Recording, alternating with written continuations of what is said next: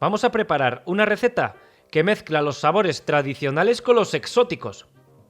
Para comenzar, en una olla que sea alta, vamos a poner un chorrito de aceite y lo calentamos a fuego medio. Cuando esté caliente, añadimos un par de dientes de ajo y una cebolla, ambos ingredientes pelados y picados. Le echamos ahora su pizquita de sal para que la cebolla sude y se cocine más rápidamente. Y además le echamos su pizca de pimienta negra recién molida. Removemos y vamos a dejar que estos dos ingredientes se cocinen en el aceite, siempre a temperatura media tirando a suave, durante unos 10 minutos. Que la cebolla no coja color, pero que quede translúcida y relativamente suave. Pasado este tiempo, vamos a añadir unas especias que va a ser el toque exótico del que hablaba al principio. Estas especias son una cucharadita de pimentón o de paprika y una cucharada de curry en polvo. Ahora enseguida te explico lo que es el curry, pero de momento vamos a agregar además la punta de un cuchillo de comino en polvo.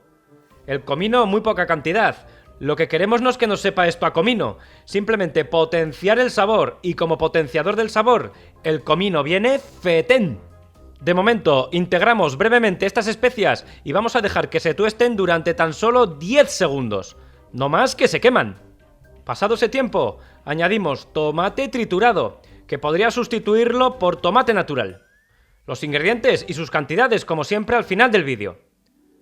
Volvemos a integrar y a temperatura suave vamos a dejar que este tomate se cocine durante unos de 5 a 10 minutos, no más. El curry no es más que una mezcla de especias, y la suelen vender así, tal cual, llamada como curry. Pero bueno, que si no la encuentras te explico brevemente qué especias tiene.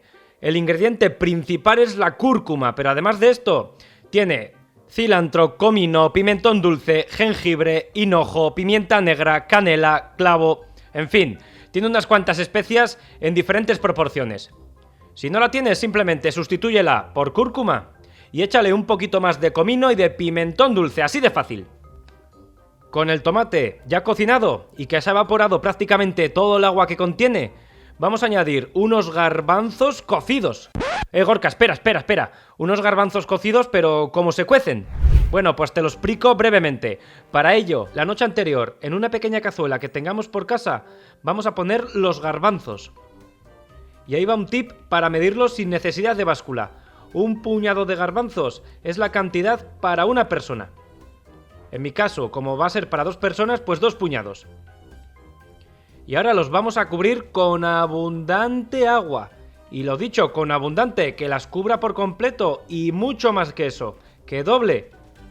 Porque al final el garbanzo durante la noche va a absorber muchísima de este agua. Vamos a añadir además un pequeño puñadito de sal. La sal va a ayudar a que los garbanzos germinen antes, es decir, a que se reblandezcan más rápidamente y mejor. Esto se traduce en que después se van a cocinar durante la cocción más fácilmente. Y vamos a esperar y a dejarlo durante toda la noche. Y al día siguiente, mira, los garbanzos han crecido todo esto, se han hecho bien gordotes. Así que ya no queda más que llevárnoslos. Y los vamos a introducir en abundante agua que ya esté en ebullición. Y los garbanzos escurridas de su agua de remojo de la noche anterior. Los metemos en este agua y además vamos a añadir una hoja de laurel que le va a dar un toque de sabor delicioso. Tapamos y vamos a dejar que esto se cocine durante alrededor de 2 horas, hasta que el garbanzo esté bien tierno. Sal de momento no le vamos a echar, la sal irá al final, así que sal durante la cocción no, que no le va nada bien a las legumbres. Se podría hacer también en olla express, el tiempo se reduciría drásticamente, en unos 30 minutos más o menos los tendríamos listos. Y así de fácil es la elaboración y la cocción de los garbanzos. Y dicho todo esto, que sepas que si los utilizas de bote, pues este paso te lo evitas, los echas tal cual. Venga, los echamos en la olla donde estábamos preparando este delicioso sofrito, junto también con el agua de cocción de los garbanzos. Y la hoja de laurel, que no sé en tu casa, pero la mía se decía que al que le tocaba la hoja de laurel, después fregaba los platos. Y vamos a añadir además espinacas.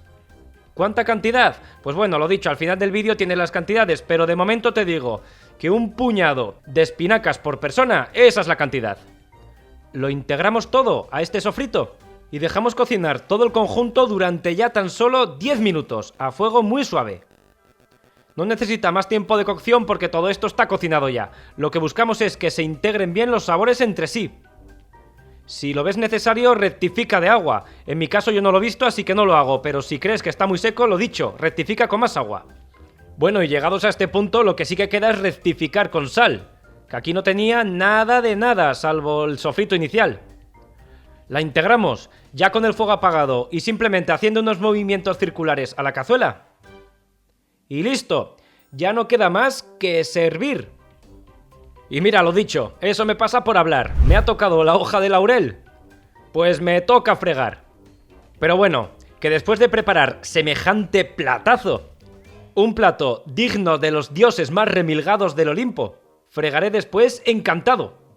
Hoy ha tocado unos garbanzos con espinacas de toda la vida, pero hechos al curry. Un curry de garbanzos con espinacas que son pura ambrosía.